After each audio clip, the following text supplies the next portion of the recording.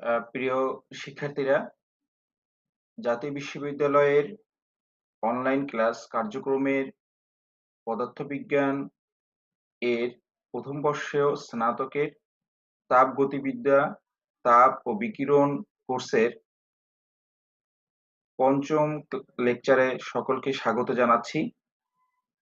তোমরা যারা সংযুক্ত আছে সবাইকে ধন্যবাদ জানিয়ে আজকের পাঠ শুরু করছি।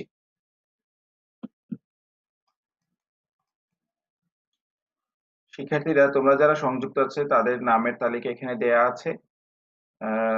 তোমরা আশা করি পরবর্তী ক্লাসসমূহেও সংযুক্ত থাকবে।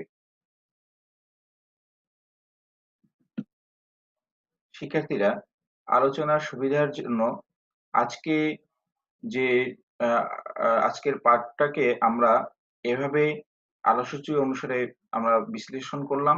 একটা হলো তাপগতিবিদ্যার প্রথম সূত্র, এর সূচনা আলোচনা থাকবে। সূচনা আলোচনার কতিপয় গুরুত্বপূর্ণ রাশি এবং গাণিতিক সমীকরণগুলো থাকবে, যা দিয়ে আমাদের পরবর্তী পাঠ গ্রহণে সুবিধা হবে। এবং এবার দ্বিতীয় অংশে রয়েছে তাপগতি প্রক্রিয়া। এই তাপগতি প্রক্রিয়ার ব্যাখ্যা এবং গাণিতিক যে উপস্থাপন এবং গ্রাফিক্যাল উপস্থাপন রয়েছে তা নিয়ে আমাদের আলোচনা রয়েছে। শিক্ষার্থীরা, আলোচ্য সূচি অনুযায়ী প্রথমে আমাদের সূচনা আলোচনার প্রথমে রয়েছে তাপগতিবিদ্যা। আচ্ছা, তাপগতিবিদ্যা হলো পদার্থবিজ্ঞানের একটি শাখার নাম, যে শাখায় আমরা মূলত যে বিষয়গুলো নিয়ে আলোচনা করব তা হলো আ সেটা হলো তাপ, তাপের গতি, এগুলো নিয়ে যে পদার্থবিজ্ঞানের যে শাখায় আলোচনা করা হয় তা হলো তাপগতিবিদ্যা। তাপগতিবিদ্যা তোমরা যদি জানার ক্ষেত্রে প্রথমেই যে বিষয়টি আমাদের জানার প্রয়োজন তা হলো, এখানে দেখো সিস্টেম। এই সিস্টেম সম্পর্কে আমি প্রথম লেকচারে তোমাদের ধারণা দিয়েছিলাম। কারণ আমার ভৌত জগতের যতটুকু অংশ নিয়ে আমরা আলোচনা করি বা পরীক্ষা-নিরীক্ষা করার জন্য বিবেচনা করি, সেই অংশটাকে সিস্টেম বলা হয়।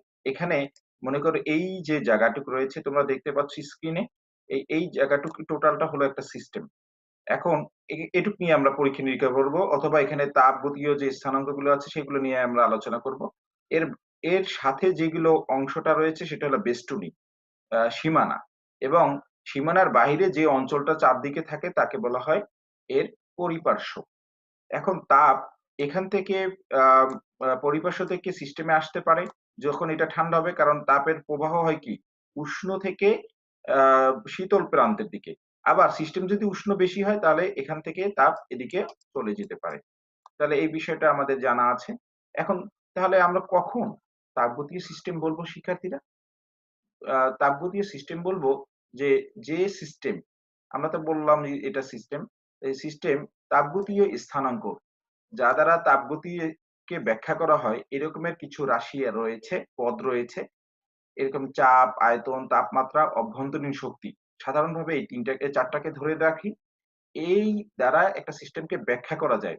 এর অবস্থানকে বা অবস্থাকে আমরা ব্যাখ্যা করতে পারি, তাকে বলা হয় তাপীয় সিস্টেম।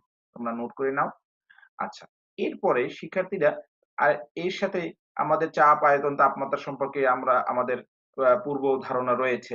এখন আজকে যেটি বিষয়টি নিয়ে আলোচনা করতে চাই সেটা হলো অভ্যন্তরীণ শক্তি। অভ্যন্তরীণ মানে বোঝাই যাচ্ছে ইন্টারনাল, মানে একটি সিস্টেমের অন্তর্নিহিত যে শক্তি আ এর ভিতরে আগেই থেকে যাবে। তাহলে এই সি অভ্যন্তরীণ শক্তি, এবং এই অভ্যন্তরীণ শক্তি কোন সিস্টেমে যে সঞ্চিত শক্তি থাকে তা অন্য শক্তিতে প্রয়োজন অনুযায়ী আমরা রূপান্তর করতে পারবো। তোমার দরকার হবে, তাহলে ওই শক্তিটাকে তুমি তখন কাজে লাগাতে পারবে। তাহলে এই ধরনের শক্তিই হলো অভ্যন্তরীণ শক্তি। আমরা একটা বস্তুর বিভব স্থিতিশক্তি এবং গতিশক্তি রূপেই আমরা এখানে অন্তঃস্থ শক্তিকে পেয়ে থাকি। তাহলে এই ২ টাকে আমরা এড করলেই আমরা ইন্টারনাল এনার্জি পেয়ে যাব। তাহলে এই সংক্রান্ত আমাদের পরবর্তী যে অপেক্ষক অন্য অধ্যায়ে এর বিস্তারিত আলোচনা আছে। আমরা সেখান থেকেও এর অ্যা আ বিশদ আলোচনা পেয়ে থাকব। তাহলে শিক্ষার্থীরা, তোমরা এটা নোট করেছো। আমি এই প্রশ্নগুলো তোমাদের আজকের ক্লাসের শেষে জিজ্ঞেস করব। শিক্ষার্থীরা, আজকে আমাদের যেহেতু যে অধ্যায়ের নামের সাথে আমার মূল যে নামটি রয়েছে সেটা হলো তাপগতিবিদ্যার প্রথম সূত্র। আর এটা সম্পর্কেই আমাদের ধারণা। এই ধারণা নেয়ার জন্য আমাদের আ এই সংক্রান্ত যে সূত্রটি দিয়েছিলেন বিজ্ঞানী জুল তিনি বলেছিলেন যে তাপ যদি কাজে রূপান্তর করতে পারি, তোমাদের মনে করো একটা বস্তুকে তাপ দিয়েছো, তাপের ফলে এটা কাজে রূপান্তর হয়ে গেল, যান্ত্রিক শক্তি বা কোনো কাজে, তার কাজ মানে কি যান্ত্রিক শক্তি, তাহলে এরা পরস্পরের সমানুপাতিক। সমানুপাতিক কি হয়, যত বেশি তাপ দিবে তত বেশি কাজ হবে। তাহলে এইটা আমি সমানুপাতিক চিহ্ন, এখানে তোমরা এই বিষয়টা সম্পর্কে জানো। এখন এই সমানুপাতিক চিহ্ন যদি উঠিয়ে দিই তাহলে সেখানে একটা ধ্রুব মান আসে, এটাকে বলা হয় জুলের তুল্যাঙ্ক বা তাপের যান্ত্রিক সমতা। এখন কেন তাপের যান্ত্রিক সমতা বলা হয় বা সমতা বলা হয়, কারণ এটাকে তুমি কাজের সাথে তাপ সমানুপাতিক সম্পর্ক হয়। এই যে গুণ করার ফলে এই দুইটা মানের মধ্যে কি হলো, সমতা বিধান হলো। এখন তাহলে এখান থেকে আমরা এর সংজ্ঞা দিতে পারি। তাহলে আমরা এটাকে যদি 1 বানাই, তাপের পরিমাণটাকে 1 এখানে আমরা যদি এখানে 1 বানাই, তাহলে J এর মানটা কাজের সমান হয়ে যায়। তাহলে H এর মানটাকে আমরা 1 ধরবো। তাহলে 1 ধরলে দেখো এখানে সংজ্ঞা দেয়া যায়। এই সংজ্ঞাটা পরীক্ষায় এসে থাকে। একক তাপ উৎপন্ন করতে যে পরিমাণ কাজ করতে হয়। খেয়াল করো, নোট করে নাও, আমি জিজ্ঞেস করব। একক তাপ উৎপন্ন করতে যে পরিমাণ কাজ করতে হয়, মুখস্থ করবে না? তাহলে এই পরিমাণ কাজ কি বলা হয়, চাপের যান্ত্রিক সমতা বা তুল্যাঙ্ক। ওকে, এখন এটা তোমরা এখানে এটা দেখতে পাচ্ছ, এইটাই আমাদের তাপগতিবিদ্যার এখানে তাপ দেয়া হচ্ছে, এই তাপ কাজে রূপান্তর হচ্ছে, এই যে এনার্জি অ্যাজ ওয়ার্ক, মানে তাপ দেওয়ার ফলে এটা কাজে রূপান্তর হয়ে যাচ্ছে শিক্ষার্থীরা। তাহলে এইভাবে আমাদের এর ব্যাখ্যা। তাহলে এখন ব্যাখ্যাটা জুল ওভাবে দেননি, জুলের কিছু পরীক্ষাও রয়েছে। এর মূলত ব্যাখ্যাটা দিয়েছেন বিজ্ঞানী ক্লসিয়াস। তাহলে এটাকেই গাণিতিক রূপে ক্লসিয়াস ব্যাখ্যা দিয়ে উপস্থাপন করেছেন তার মতো করে, এবং সেটা প্রমাণিত। এখন দেখো, এখানে যদি কোনো একটা সিস্টেমে যদি তাপ দেই, এই যে বাহ্যিক যে তাপ, এই তাপটা দুইটা কাজে ব্যবহার হবে। এক, অন্তঃস্থ শক্তি পরিবর্তনে, আর একটা দুই, বাহ্যিক কাজ সম্পাদনে। তাহলে এই দুইটা কাজ সম্পাদিত হবে। তাহলে সেক্ষেত্রে যদি শক্তির নিত্যতাকে আমরা মানি, তাহলে সেই অনুসারে যদি আমরা বসাই, তাহলে এইটা হলো এই প্রদত্ত তাপটা দুইটা কাজে ব্যবহার হবে। তাহলে একটা অন্তঃস্থ শক্তি পরিবর্তনে, আর একটা হবে বাহ্যিক কাজ সম্পাদনে। তাহলে এইভাবে যদি আমরা বসাই ডেল চিহ্ন দিয়ে, তাহলে আমরা এভাবে লিখতে পারি সমীকরণটি। এবং এটা যদি ক্যালকুলাস সিস্টেমে ক্ষুদ্রাতিক্ষুদ্র পরিবর্তনের জন্য লিখি, তাহলে এখানে একটি সমীকরণ পাই। দেখো D U equal to D U plus D W. তাহলে এই সমীকরণটা দ্বারাই আমরা সেই আমাদের মূলত এই সমীকরণটাই আমরা বারবার আমাদের প্রয়োজন অনুসারে আমরা ব্যবহার করব। তোমরা সেগুলো দেখবে। এখন এখানে এই চিত্রটা দেখো, আসলে এই যে বাহ্যিক যে তাপটা দেওয়া হচ্ছে, সেক্ষেত্রে এটা খেয়াল করো, চিত্রটার দিকে তাকাও। এখানে যে কাজটা হচ্ছে, তাহলে ইউ এখানে ইন্টারনাল শক্তির ওই যে এনার্জির কি হচ্ছে, পরিবর্তন হচ্ছে। তাহলে এটার পরিবর্তনটাকে আমরা প্রথম এই যে এখানে আমরা দেখাতে পারি, আর সাথে প্লাস বাহ্যিক কাজ। বাহ্যিক কাজটাকে আমরা কিভাবে দেখাবো, এখানে যে তীর চিহ্ন দিয়ে দেখানো হচ্ছে, তার মানে এটা আয়তনের পরিবর্তনের ফলে হয়। তার মানে আয়তনের পরিবর্তন ছাড়া বাহ্যিক কাজ সম্পাদন করা যাবে না। এই বিষয়টা আমরা এখান থেকে ধারণা পাচ্ছি। তাহলে এই যে ব্যাখ্যাটা দিয়েছেন এই বিজ্ঞানী ক্লসিয়াস, তাহলে তাপগতিবিদ্যার তাৎপর্য আসলে তোমরা এভাবে উপস্থাপন করবা। এবং এর ফলে তাপ কাজে রূপান্তর হচ্ছে, কিন্তু এর একটা সীমাবদ্ধতা আছে, এটা তোমরা এখানে নোট করো যে কাজ তাপ গতিবিদ্যার প্রথম সূত্রের সীমাবদ্ধতা হচ্ছে কি, তাপ কি কাজে রূপান্তর হয় ব্যাখ্যা করলেও কি পরিমাণ তাপ কাজে রূপান্তর হবে তা ব্যাখ্যা করতে ব্যর্থ। ঠিক আছে, তাহলে এটা তোমরা লিখে রাখো। তোমরা এবং বই থেকে আরো বিস্তারিত পড়লে তোমরা এখন তোমাদের অধ্যয়ন করতে সুবিধা হবে। শিক্ষার্থীরা, এরপর আমাদের কতটি প্রয়োজনীয় রাশি সম্পর্কে আমাদের এখন ধারণা নিব। প্রথম হচ্ছে মোলার আপেক্ষিক তাপ। মোলার আপেক্ষিক তাপ কি শিক্ষার্থীরা? মোলার আপেক্ষিক তাপ হচ্ছে এটা একটা রাশি, যেটা হচ্ছে ১ মোল গ্যাসের তাপমাত্রা, ১ মোল, এই যে 1 মোল গ্যাসের তাপমাত্রায় 1 কেলভিন বা একক বৃদ্ধি করতে যে পরিমাণ তাপ লাগবে। তাহলে কোন একটা বস্তুর মধ্যে যদি ১ মোল নাও, গ্যাসও নিতে পারো। তাহলে কোন একটা গ্যাসের ১ মোল যদি নাও, ১ মোল গ্যাস নিলে তার যদি ১ কেলভিন বৃদ্ধি করতে চাও, তাহলে যে পরিমাণ তাপ শক্তি ওই বস্তুতে দেয়া লাগবে, তাহলে ওইটাই হলো তার মোলার আপেক্ষিক তাপ। এখন এই মোলার আপেক্ষিক তাপ হলো ২ ধরনের। একটা হলো স্থির চাপে মোলার আপেক্ষিক চাপ, চাপটাকে স্থির রাখবা। আরেকটা হলো স্থির আয়তনে মোলার আপেক্ষিক চাপ। এটাকে প্রকাশ করার জন্য সিপি স্থির চাপে আর সিভি স্থির আয়তনে। সংজ্ঞার রূপটা একই রকম। তাহলে শুধু কি করবে, চাপ স্থির রেখে এভাবে শুরু করলে আমাদের সিপি এর সংজ্ঞা হয়ে যাবে। এখন গাণিতিকভাবে দেখো দুইটার প্রকাশ একই রকম, কিন্তু দুইটার ক্ষেত্র আলাদা। তাহলে এভাবে আমরা দেখাতে পারি। অথবা এই সমীকরণে যদি এভাবে এই প্রকাশটা তোমরা দেখো যে আমরা যখন স্থির চাপ বলবো তখন এটার এইখানে পাদদেশে আমরা যদি পি লিখি তাহলে কনস্ট্যান্ট প্রেসার বোঝাবে। তাহলে কারণ দুইটার সমীকরণ কিন্তু একই। আবার এটার ক্ষেত্রে ভি নিচে লিখে আমরা এটাকে প্রকাশ করতে পারি। তাহলে এইটা তোমরা নোট করো, তাহলে মোলার আপেক্ষিক চাপের সংজ্ঞা সিপি আর সিভি তোমরা হয়ে গেল। তোমরা বুঝতে পারছো নিশ্চয়ই। এটা খুবই গুরুত্বপূর্ণ, কারণ আমাদের এই তাপগতিবিদ্যার ব্যাখ্যা করার জন্য এই দুইটা রাশির একদম প্রতিটা ক্ষেত্রেই আমাদের এটার গাণিতিক ব্যাখ্যায় চলে আসবে দেখবে। আচ্ছা, শিক্ষার্থীরা, এবার আমরা আরো কয়েকটি বিষয়ে আসি। মোলার আপেক্ষিক তাপ এর অনুপাত। এর অনুপাত এখানে লেখা আছে শিরোনামে যে গামা। তাহলে অনুপাতটাকে গামা বলবে। তাহলে আমরা গামার সংজ্ঞায়ন দিতে পারি যে তাপগতিবিদ্যায় স্থির চাপে মোলার আপেক্ষিক তাপ সিপি এবং স্থির আয়তনে মোলার আপেক্ষিক তাপ সিভি এর অনুপাতকে গামা বলে। তাহলে এই অনুপাতটা কি বলা হবে গামা। এখানে গাণিতিকভাবে প্রকাশটা দেখানো হয়েছে, তোমরা দেখতে পাচ্ছ স্ক্রিনে। Gamma equal to CP by CV. এখন সিপি বাই সিভি এর আহ, গ্যাসের পরমাণুর সংখ্যা ভিত্তিতে ভিন্ন ভিন্ন হয়ে থাকে। যেমন এক পারমাণবিক গ্যাসের ক্ষেত্রে 5/3 আর এটা হলো সিপি এর মান, আর সিভি এর মান হচ্ছে 2/3 আর। এভাবে আমরা পেতে পারি। তাহলে সেখান থেকে যদি আমরা গামার মান বের করতে চাই তাহলে ভাগ করে আমরা গামার মান 1.67 পাবো। এভাবে দ্বিপারমাণবিক গ্যাসের ক্ষেত্রে 1.4, বহু পারমাণবিক গ্যাসের ক্ষেত্রে 1.33। এই মানগুলো তোমরা মনে রাখবে, কারণ এটা গাণিতিক সমস্যা বা অঙ্ক করার জন্য তোমাদের যে প্রশ্নগুলো আসে নিউমেরিক্যাল ভ্যালু দিয়ে, তাহলে সেক্ষেত্রে তোমরা এই অঙ্ক করার জন্য এই মানগুলো যদি তোমাদের গ্যাসের পরমাণু সংখ্যা হিসাবে তোমাদের এই মানগুলো মনে রাখতে হবে কনস্ট্যান্ট মান হিসেবে। তাহলে এক পারমাণবিক বলতে সকল নিষ্ক্রিয় গ্যাস, দ্বিপারমাণবিক মানে hydrogen, helium, hydrogen, oxygen, nitrogen, এই ধরনের সবই হলো দ্বিপারমাণবিক। এদের ক্ষেত্রে 1.4 ধরবা। আর বাস্তব আর যদি কোনো বায়ুর গ্যাস বলে, এটার ক্ষেত্রেও কিন্তু গামা ধরতে হবে। কারণ বায়ু হলো, আমরা সাধারণত দ্বিপারমাণবিক গ্যাসের কথাই বিবেচনা করি, কারণ বায়ুতে সাধারণত যে পরিমাণ গ্যাস থাকে নাইট্রোজেন, প্রধানত নাইট্রোজেন থাকে আর অক্সিজেন থাকে, এবং দুইটা গ্যাসই কিন্তু দ্বিপারমাণবিক। এই জন্য আমরা এটা ধরবো, যদিও নিয়ন আর্গন আছে। তাহলে সাধারণ দৃষ্টিতে তোমরা বিজ্ঞানের ছাত্র এটা মনে রাখবে যে বায়ুর গ্যাস বলতে আমরা ওই গ্যাস কি বুঝবো, সেটা হলো নাইট্রোজেন, যাকে প্রাধান্য দেওয়া হয়, এবং সেটা দ্বিপারমাণবিক। এর জন্য বায়ু বললে সেখানে তুমি অন্য কোনো গ্যাসের কথা বলার দরকার নেই, সেটা দ্বিপারমাণবিক গ্যাস ধরবা, এবং সেক্ষেত্রে বায়ুর মানটা ধরবা 1.40 বা 41 হতে পারো। তাহলে এভাবে আমরা বুঝতে পারলাম।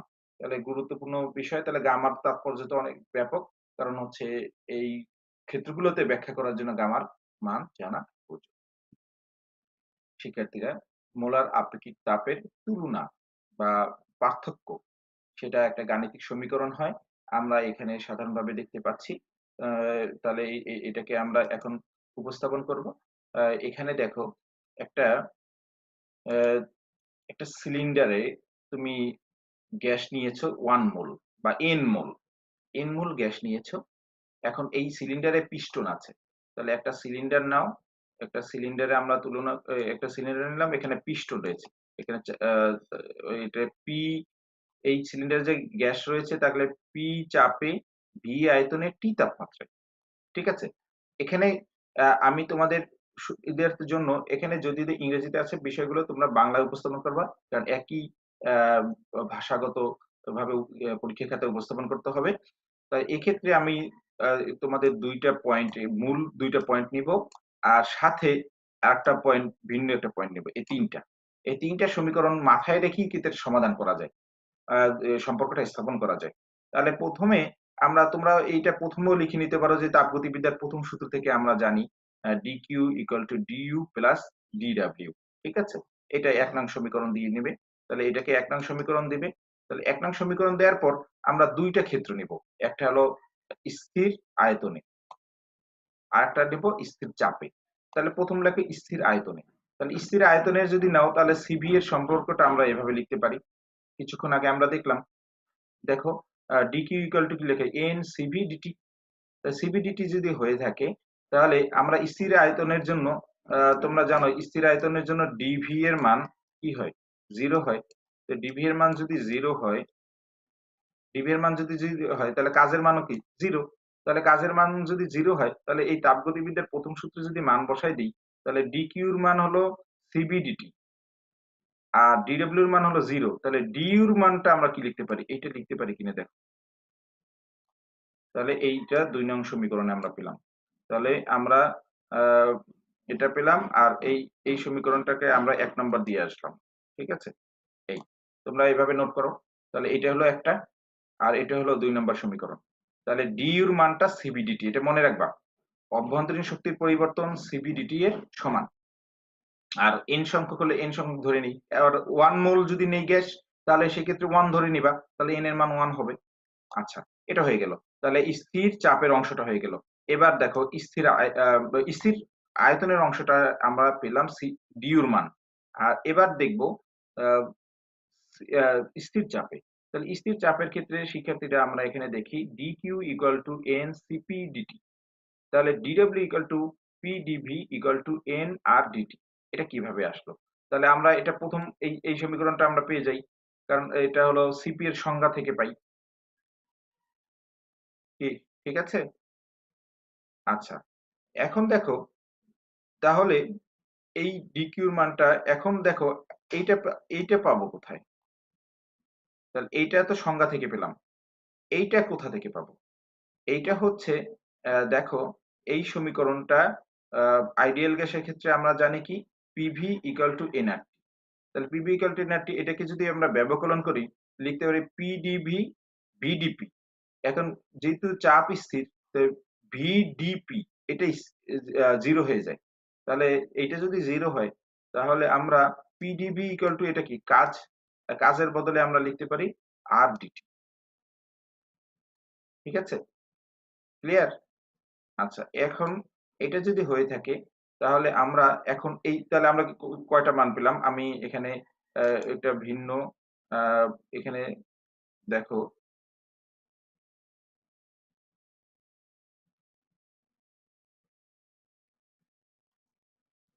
এখানে আমি ভিন্নভাবে মার্ক করে নিই। এই যে সমীকরণটা রয়েছে এখানে, এখানে এই সমীকরণটায়, তাহলে এই সমীকরণটা ডিকিউ, এই যে ডিকিউ পেলাম কোথায়, এখানে এইটার মান আহ, এখানে এই ডিকিউ এইটার মান এটা না, আর হচ্ছে এই মানগুলো আমরা যদি বসাই দিই তাহলে দেখো এই সমীকরণটা দাঁড়াবে।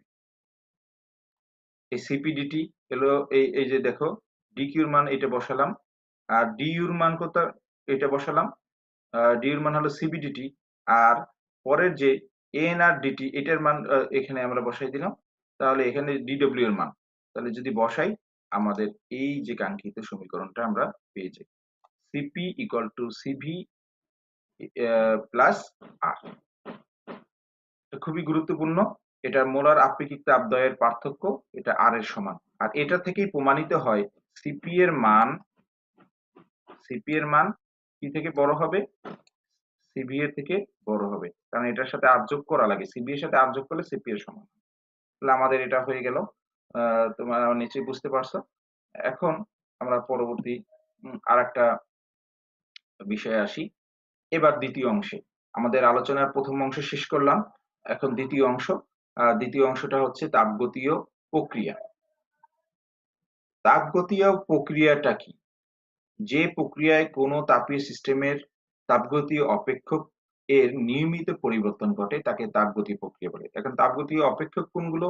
ওই যে চাপ, আয়তন, তাপমাত্রা, স্থানাঙ্কগুলোকেই অপেক্ষকীয় রূপে প্রকাশ করা যায়। যখন আমরা ফাংশন ধরবো একটার সাথে আরেকটা পরিবর্তন হয়, তাহলে এই ধরনের রাশিগুলো হলো তাপগতীয় মানে এভাবে যে পরিবর্তনগুলো যেখানে ঘটবে সেই প্রক্রিয়াটির নাম হলো তাপগতীয় প্রক্রিয়া। এখন এই তাপগতীয় প্রক্রিয়া প্রধানত আহ, আমরা 4টা ভাগে দেখতে পাই। 4টা ভাগে দেখতে পাই, এই ভাগগুলো আমরা দেখব। সমচাপীয় প্রক্রিয়া, এইটা একটা। তারপর সমষ্ণ প্রক্রিয়া, এটা আরেকটা, রুদ্ধতাপীয় প্রক্রিয়া, আর ধ্রুব আয়তন প্রক্রিয়া। এখন এখন চাপের পরিবর্তন হয় না, সমচাপীয় প্রক্রিয়া। সমষ্ণ প্রক্রিয়ায় তাপমাত্রার পরিবর্তন হবে না শিক্ষার্থীরা। রুদ্ধতাপীয় প্রক্রিয়ায় এখানে তাপের আদান-প্রদান হবে না। একটা সিস্টেমে তাপ আসবেও না, সেই সিস্টেম থেকে বের হবে না, আদান-প্রদান হবে না। আর ধ্রুব আয়তন মানে কি? আয়তন স্থির থাকবে। মানে বাহ্যিক কাজ সম্পাদিত হবে না। তাহলে এই কটা প্রক্রিয়া আমরা পেয়ে থাকি। এখন এইগুলোর ব্যাখ্যায় আমরা আসবো। সংক্ষিপ্ত ব্যাখ্যা এখানে দেয়া আছে।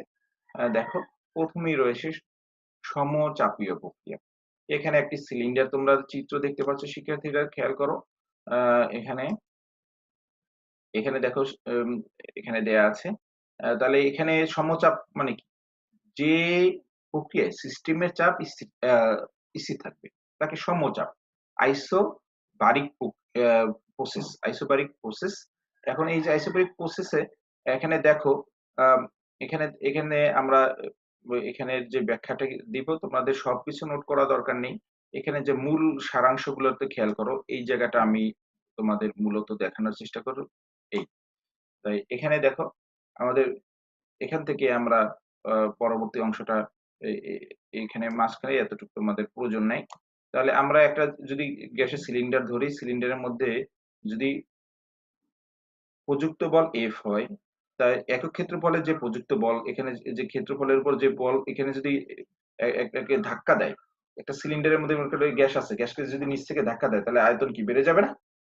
তাহলে এখানে যদি আবার চাপ যদি আমরা দিই, চাপ দিয়ে যে আবার পিস্টনটা উপর দিয়ে আটকিয়ে রাখি, তাহলে এক জায়গায় কি হয়? চাপটা দেওয়ার ফলে কি হবে? আয়তন সংকুচিত হবে। তাহলে সেখানে আয়তনের প্রসারণ সংকোচন ঘটবে। তাহলে এরকম যদি হয়, তাহলে এক্ষেত্রে যদি বল প্রয়োগে যদি সরণ হয় dx, তাহলে আমরা লিখতে পারি বল ইনটু সরণ। এখন F কে আমরা এভাবে চাপের রাশিতে ব্যাখ্যা করলে লিখতে পারি PA dx। সেখান থেকে লিখতে পারি পিডিবি। আমরা এতক্ষণ বলছিলাম যে কাজ বলতে আসলে পিডিবি বুঝায়। তার মানে আয়তনের পরিবর্তন না হলে কাজও হবে না। বাহ্যিক সিস্টেমে বাহ্যিক কাজ হবে না। এটাকে যদি তাপগতিবিদ্যার প্রথম সূত্রে আমরা বসাই দিই, তাহলে DQ DU plus PDB. DW এর বদলে আমরা ডাইরেক্ট এখানে এটা বসাতে পারি। এখানে দেখো, এই এটা সমচাপীয় প্রক্রিয়ার ক্ষেত্রে একটা গাণিতিক সমীকরণ। তোমরা দেখো এখানে বৃদ্ধি হয়েছে, অতএব আমার মনে হয় খুব সহজেই বুঝতে পারছো। এখানে আহ, আয়তনের পরিবর্তন কি? দ্বিতীয় আয়তন থেকে প্রথম আয়তন বাদ দিলে আয়তনের পরিবর্তন লেখা যায়, এটাকে আমরা ডিভি ধরতে পারি। ঠিক আছে, তোমরা এটা তোমরা বই থেকে দেখে নেবে।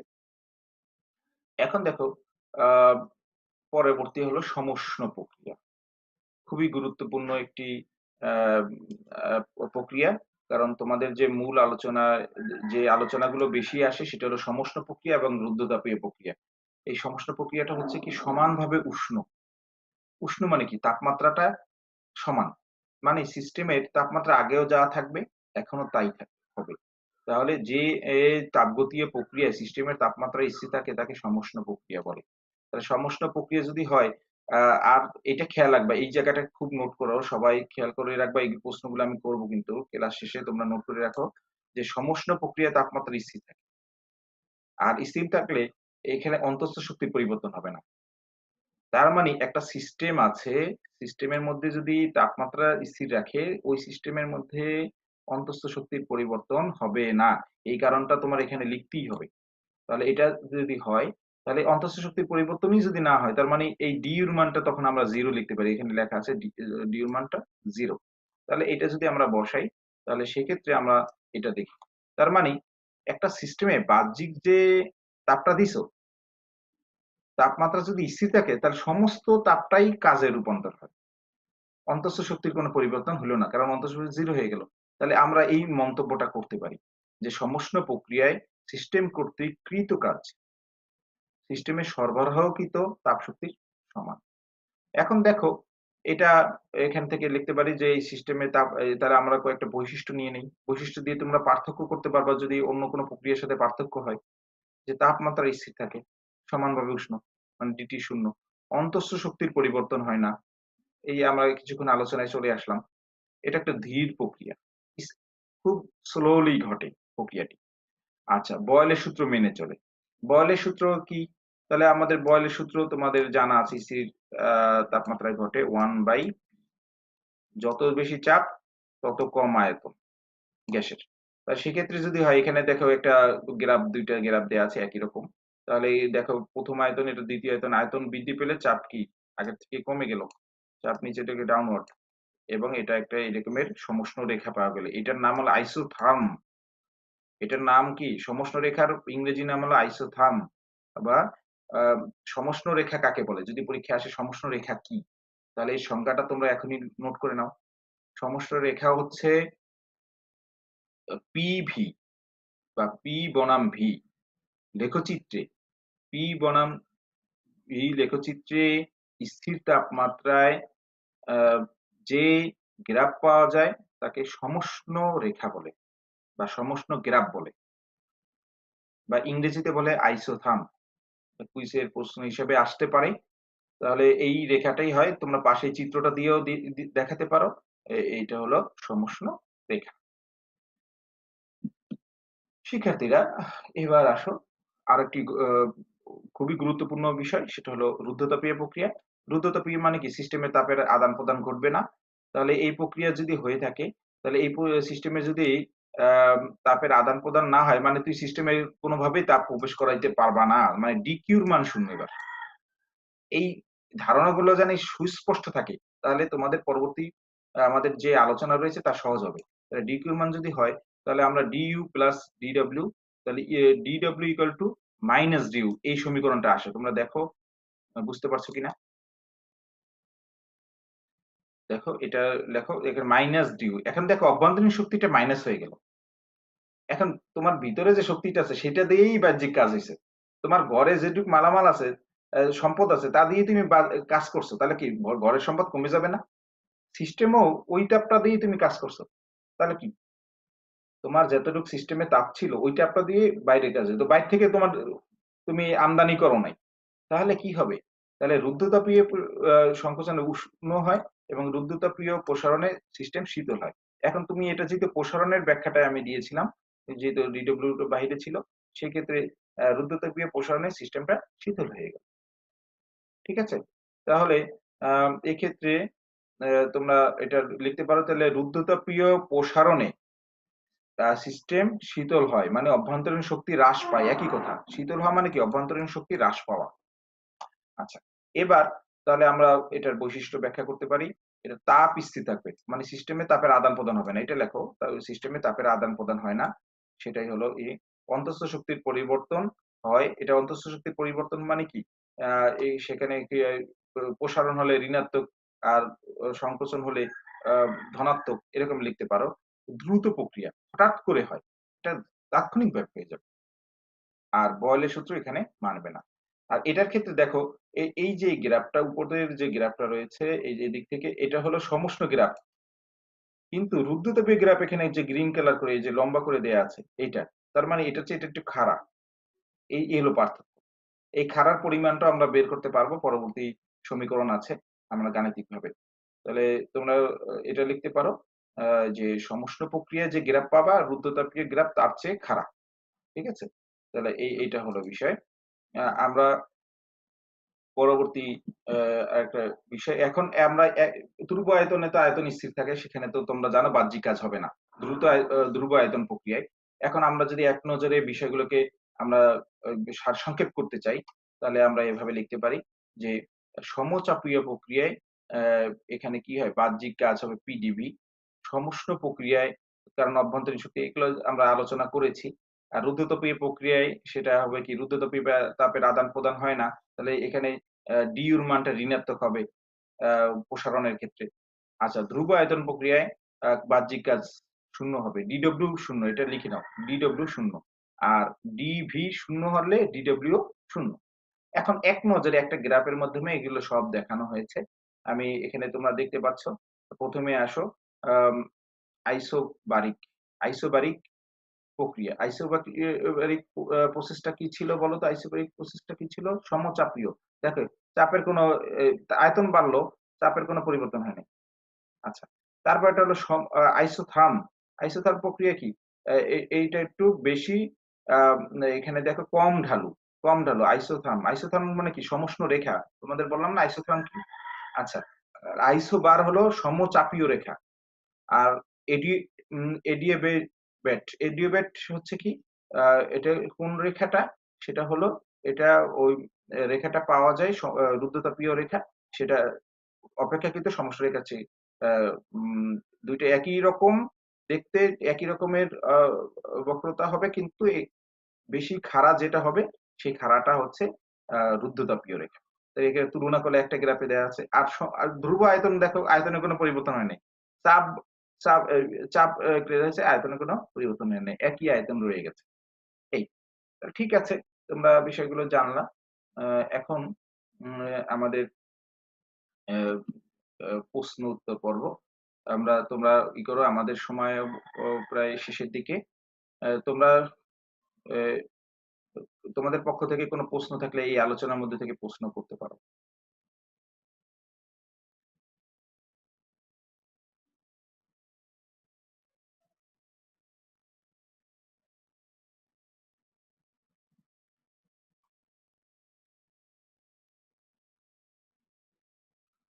কোনো প্রশ্ন আছে? স্যার তাপগতিবিদ্যার স্যার প্রথম ওই যে সূত্রের সীমাবদ্ধতা যদি আবার বলতেন। আচ্ছা ঠিক আছে, গুড। সীমাবদ্ধ। হ্যাঁ, ধন্যবাদ ইশরাত, তুমি প্রশ্ন করেছো। এখানে তাপগতিবিদ্যার প্রথম সূত্রের কথা বলা হয়েছিল। তাপগতিবিদ্যার প্রথম সূত্র হলো তাপ কাজে রূপান্তর করা যায়। ঠিক আছে? যে প্রক্রিয়ায় করা যায় এরা পরস্পরের সমানুপাতিক। এখন এই সূত্র দ্বারা ক্লোসিসের যে ব্যাখ্যাও দেওয়া হয়েছিল, সেখান থেকে আমরা একটা বিষয় পাই না। সেটা কি? তাপ কাজে রূপান্তর হয়, এটা ধারণা ঠিক আছে, কিন্তু কি পরিমাণ তাপ কাজে রূপান্তর হবে, কতটুকু হবে, এই পরিমাণটা আমরা নির্ধারণ করতে পারি না। এটার জন্য তাপগতিবিদ্যার দ্বিতীয় সূত্রটা আমাদের লাগবে। এটা পরবর্তী আমরা দ্বিতীয় সূত্র যখন ব্যাখ্যা করব, তখন এই আলোচনায় এইগুলো বিষয়গুলো আসবে। তাহলে তোমরা এটা কি উপস্থাপন করতে পারবা? তাহলে যদি তাৎপর্য আসে, তাৎপর্য আসলে ওইটা লিখবে যে তাপগতিবিদ্যার একটা সফলতা কি, এটা শক্তির নিত্যতা সূত্রের বিশেষ রূপ। এটা ক্লোসিয়াস ব্যাখ্যা করে দেখাইছেন। এবং তাপকে কাজে রূপান্তর করা যায়, এটাও ধারণা ঠিক আছে, কিন্তু কি পরিমাণ তাপ কাজে রূপান্তর হবে এটা ব্যাখ্যা করতে পারে না। তিনটা পয়েন্টে শেষ করবা, জুলের কথা, ক্লোসিয়াসের কথা, আর শেষে সীমাবদ্ধতার কথা। তাহলে আমাদের উত্তরটা সঠিক হয়ে যাবে। ঠিক আছে, ধন্যবাদ। আর কারো প্রশ্ন থাকলে বলো।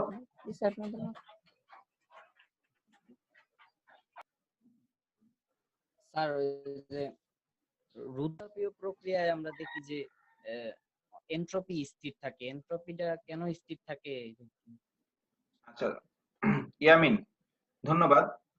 তুমি প্রশ্ন করেছো এন্ট্রপির কথা। তুমি নিশ্চয়ই একটু পড়াশোনা একটু এগিয়ে গিয়েছো, কারণ পরবর্তীতে আছে এন্ট্রপির ধারণা। আমি অবশ্য এখনো পর্যন্ত এন্ট্রপির ধারণা দেইনি, কারণ তাপগতিবিদ্যার দ্বিতীয় সূত্রে এন্ট্রপির কথাটা বলা আছে। তারপর বলেছ, আমি ওখানে যেহেতু ধারাবাহিক আলোচনায় আসবে, তাহলে এখন আমি এটা আলোচনায় নিয়ে আসবো না, কারণ এটা যেহেতু আলোচনাই হয় নাই, সেহেতু তোমরা সংযুক্ত থাকলে নিশ্চয়ই জানতে পারবা। আমি তখন তোমাদের এটা জানিয়ে দেব। আর কার প্রশ্ন? আচ্ছা, যদি প্রশ্ন না থাকে আমি ধরে নিচ্ছি তোমাদের একটু ভালোভাবেই তোমরা এটা তো গ্রহণ করেছো। এখন আমি যখন প্রশ্ন করব, স্যার আমি স্যার আচ্ছা একটা প্রশ্ন ছিল স্যার, রুদ্রতাপীয় প্রক্রিয়া গ্যাস কর্তৃক যে কৃতকাজের সমীকরণ স্যার, ওইটা কি পড়তে হবে, মানে ওই সম্পর্কিত কিছু? রুদ্ধতাপীয় প্রক্রিয়ায় গ্যাস কর্তৃক কৃতকাজের সমীকরণ। হ্যাঁ, এটা তো পড়তেই হবে, এটা তো খুবই গুরুত্বপূর্ণ। এটা তোমাদের আমাদের আমাদের আজকে তাপগতিবিদ্যার প্রথম সূত্রের প্রথম অংশে আলোচনা হলো, এটার দ্বিতীয় অংশে আবার এটার গাণিতিক ব্যাখ্যাগুলো আছে। তোমরা পরবর্তী ক্লাসে সংযুক্ত, তোমরা লেকচার 6 এইগুলোর গাণিতিক ব্যাখ্যাগুলো আছে। সমষ্ণ প্রক্রিয়ায় কাজের রাশিমালা, রুদ্ধতাপীয় প্রক্রিয়ায় কাজের রাশিমালা, সবগুলোই আসবে। তোমরা সেটা তোমরা নিতে পারবে। পরবর্তী ক্লাসটা করলেই তোমরা করবে, এবং এটার আরো ব্যাখ্যাগুলো রয়েছে। আর কারো আছে প্রশ্ন? আচ্ছা, যাই হোক, আমি ধরে নিচ্ছি আমি এখন, তোমরা মানসিক প্রস্তুতি নাও, আমি প্রশ্ন করা শুরু করব। ঠিক আছে? শিক্ষার্থীরা, তাহলে আমাদের এই অংশের যে প্রশ্ন আছে, তাহলে এখানে সংযুক্ত আছো মাইনুল। আচ্ছা, তুমি আনমিউট করো, আনমিউট করে এই প্রশ্নের উত্তরটা দাও। সেটা হচ্ছে রুদ্ধতাপীয় প্রক্রিয়ার দুইটা বৈশিষ্ট্য বলো।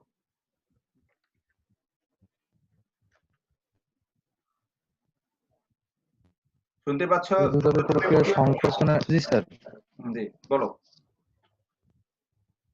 রুদ্ধতাপীয় প্রক্রিয়ার সংকোচনে সিস্টেম উত্তপ্ত হয় আর প্রসারণের সিস্টেম শীতল হয়। আর এটা একটা হলো। আর সমষ্ণ রেখার থেকে রুদ্ধতাপীয় রেখা অধিকতর খাড়া হয়। Good, very good, very good. ঠিক আছে। আচ্ছা, আর আহ, শম্পা, শম্পা একটা প্রশ্নের উত্তর দাও। শম্পা মিউট করো, হ্যাঁ স্যার। আনমিউট করো। হ্যাঁ স্যার।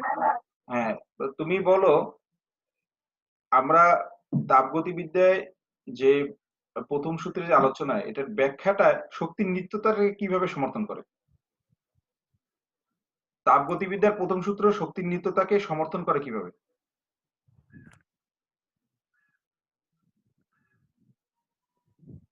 স্যার তাপগতিবিদ্যার প্রথম সূত্রে তো আমরা জানি যেটা শুধুমাত্র একক তাপ উৎপন্ন মানে এটার যে যান্ত্রিক কাজটা সেটা হচ্ছে একক তাপ উৎপন্ন করতে যে পরিমাণ কাজ করতে তাকে যান্ত্রিক ক্ষমতা বলে। আর এটা যখন আয়তনের পরিবর্তন ছাড়া তো বাহ্যিক কাজ করা যায় না। তার মানে দুইটা কাজে ব্যবহার হয়েছে, তাই তো? আচ্ছা, যাই হোক হ্যাঁ শম্পা, স্যার। তোমার ধারণাটা এভাবে উত্তর করলে একটু ভুল হবে, মানে পরিপূর্ণ হবে না। যদি পড়েছ, আমি এটার সঠিক উত্তরটা বলে দিচ্ছি। সেটা করার জন্য বলবো যে বিজ্ঞানী ক্লসিয়াস তার ব্যাখ্যায় এভাবে উপস্থাপন করেছেন যে যে কোনো সিস্টেমে যদি বাহ্যিক তাপ দেয় সেটা দুইটা কাজে ব্যবহার হয়। দুইটা, একটা হলো অভ্যন্তরীণ শক্তি বৃদ্ধি বা পরিবর্তন, আর একটা হলো বাহ্যিক কাজ। তার মানে শক্তির কোনো অপচয় ঘটে নাই, পুরো শক্তিটা কি কাজে লাগানো হয়েছে ব্যাখ্যায়। এই জন্য বলা যায় তাপগতিবিদ্যার প্রথম সূত্র জি স্যার। শক্তির নিত্যতারই বিশেষ। ঠিক আছে, বুঝছো? এটুকু, বেশি শক্তির কথা না নিত্যতা তুমি। সূত্র মেনে চলে। হ্যাঁ, মেনে হ্যাঁ চলে, স্যার বুঝছি। কারণ শক্তির কোনো তো অপচয় ঘটে নাই, দুইটা কাজে ব্যবহার করছে। তাহলে এটা প্রথমেই শুরু করবো ক্লোসিসের না, কথা দিয়ে। পুরো সম্পূর্ণ শক্তিটা এখানে ব্যয় হয়েছে। হ্যাঁ, রাইট রাইট, ঠিক আছে।